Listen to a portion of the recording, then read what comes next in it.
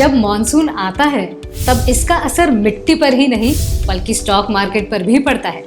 जी हाँ, अगर मैं आपसे कहूँ कि monsoon actually affects the stock market तो आपको ये बात बहुत अजीब सी लगेगी, पर ये सच है। आज हम आपको बताएंगे कि वो कौन से 5 स्टॉक्स हैं जो पॉजिटिवली इम्पैक्ट हो सकते हैं अच्छे मॉनसून से। पैसा ही पैसा होगा। मॉनसून हर साल जून के महीने में केरला कोस्ट को हिट करता है और पूरे देश में बारिश लाता है। ये मौसम की बारिश, ये बारिश का पानी। जून से लेकर सितंबर तक इंडिया में 75% ऑफ द एनुअल रेनफॉल हो जाती है। इंडिया में नेट इरिगेटेड एरिया तो टोटल इरिगेटेड एरिया लगभग 40% ही है और इसीलिए एग्रीकल्चर मॉनसून पर बहुत ज़्यादा डिपेंडेंट है। एग्रीकल्चर एक ऐसा ऑक्यूपेशन है जिसमें लगभग देश की आधी पॉपुलेशन एम्प्लॉयड है और अप्रॉक्सीमेटली 15% हमारे जीडीपी को कंट्रीब्यूट करती है। मॉनसून हमारे रिवर्स और वाटर बॉडीज को रिप्लेनिश करती है और हमारे फार्म लैंड्स को इरिगेट करके एग्रीकल्चर के लिए सूटेबल बनाती है। इंडिया में monsoon forecast Indian meteorological department यानी IMD करता है। इस साल IMD ने इंडिया के लिए नॉर्मल मॉनसून प्रेडिक्ट किया है। इस फोरकास्ट का असर हमारी ओवरऑल इकोनॉमी पर होता है जो कि स्टॉक मार्केट पर भी रिफ्लेक्ट करता है। अगर हिस्टोरिकल ट्रेंड देखें तो मार्केट ने IMD फोरकास्ट पे कुछ इस तरह से रिएक्ट किया है। इस चार्ट में हम देख सकते हैं कि ईयर 2014 एंड ईयर 2015 में IMD ने deficient to highly deficient rainfall forecast किया था और उस दिन मार्केट में गिरावट आई थी। ईयर 2013 एंड 2017 में जब मॉनसून की नॉर्मल या अबव नॉर्मल फोरकास्ट हुई तब मार्केट ने पॉजिटिवली रिएक्ट किया। इंडियन स्टॉक मार्केट में बहुत सारे स्टॉक्स एग्रीकल्चर पर डिपेंड करती हैं। एक अच्छा मॉनसून सीजन इन स्टॉक्स को पॉजिटिवली इम्पैक्ट करता है और कॉन्वर्सली अगर मॉनसून खराब हो तो इन एग्रीकल्चर डिपेंडेंट स्टॉक्स पे नेगेटिव इम्पैक्ट पड़ जाता है। तो देखते हैं इस मॉनसून सीजन कौन से स्टॉक्स पॉजिटिवली इम्पैक्ट हो सकते हैं। अभी मजा आएगा ना भिड़ो। वैसे तो मॉनसून पूरी इंडियन इकोनॉमी को इम्पैक्ट करती है, बट कुछ सेक्टर्स ज्यादा इम्पैक्ट होते हैं जो कि सीधे एग्रीकल्चर या एलाइड सेक्टर्स से रिलेटेड होते हैं। इन सेक्टर्स में tractors, 2 wheelers, rural financing, agrochemicals वाले स्टॉक्स आते हैं। इस लिस्ट में पहला स्टॉक है Dhanuka agritech. Dhanuka agritech India की लीडिंग एग्रोकेमिकल कंपनी है और फोर्ब्स मैगजीन की 200 best under $1 billion companies in the Asia Pacific की कैटेगरी में लिस्टेड है।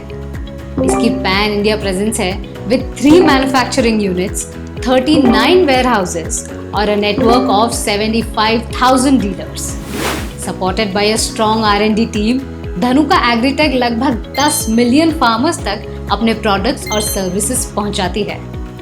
अब कंपनी की स्ट्रेंथ वीकनेस एनालिसिस करते हैं। स्ट्रेंथ में कंपनी का नेट प्रॉफिट QOQ और प्रॉफिट मार्जिन YOY इंक्रीज हुए हैं और कंपनी की डेट लो है। वीकनेस की बात करें तो कंपनी का रेवेन्यू पिछले 2 क्वार्टर्स में डिक्रीज हुआ है। एग्री बिजनेस में दूसरी स्टॉक है Kaveri seeds. Kaveri seeds India की लार्जेस्ट एग्रीकल्चरल कंपनी है जो कि स्पेशलाइज करती है हाइब्रिड सीड्स में। कंपनी के 17 सीड प्रोसेसिंग यूनिट्स है with a strong distribution network and warehouse facilities at key locations in India. Company की strong local presence है इन पाकिस्तान, बांग्लादेश, श्रीलंका और वियतनाम जैसे कंट्रीज में एक्सपोर्ट भी करती है। कंपनी के स्ट्रेंथ की बात करें तो कावेरी सीड्स एक लो डेट कंपनी है और cash flow in the last 2 years में इम्प्रूव हुआ है। वीकनेस की बात करें तो कंपनी का नेट प्रॉफिट और प्रॉफिट मार्जिन QOQ गिरा है और रेवेन्यू लास्ट 3 क्वार्टर्स में कम हुआ है। इस लिस्ट में नेक्स्ट स्टॉक है एस्कॉट्स। एस्कॉट्स इंडिया की लीडिंग फार्म मैकेनाइजेशन कंपनी है जो कि पिछले 7 डिकेड से एग्री मशीनरी बना रही है। कंपनी के 800 से ज्यादा टच पॉइंट्स और आउटलेट्स हैं जो 14 लाख फार्मर्स को सर्व कर रही है। कंपनी की स्ट्रेंथ्स की बात करें तो कंपनी की डेट और प्रमोटर प्लेज दोनों 0 हैं और कंपनी का प्रॉफिट और profit margin quarter on quarter improve हुई है। FIIs और इंस्टीट्यूशंस ने भी ओवर द टाइम इस कंपनी में अपनी होल्डिंग बढ़ाई है। वीकनेस की बात करें तो कंपनी का ROA यानी returns on asset and ROCE यानी returns on capital last 2 years में गिरा है। इस लिस्ट में हमारी अगली कंपनी है मैरिको। मैरिको इंडिया की लीडिंग कंज्यूमर प्रोडक्ट कंपनी है with its presence in 25 other countries in Asia and Africa. Company के पोर्टफोलियो में पैराशूट, सफोला, सेटवेट, निहार जैसे पॉपुलर ब्रांड्स हैं। कंपनी की स्ट्रेंथ की बात करें तो मैरिको एक लो डेट कंपनी है और प्रॉफिट लास्ट 2 years में इंक्रीज हुआ है। FIIs ने भी अपनी holding over the time increase की है। वीकनेस की बात करें तो ROA लास्ट 2 years में डिक्रीज हुई है और रेवेन्यू लास्ट 3 quarters में डिक्रीज हुआ है।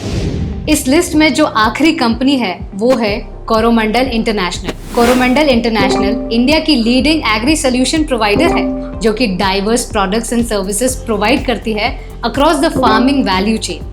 Company plant nutrients and crop protection solutions provide करती है like fertilisers, biopesticides and speciality nutrients.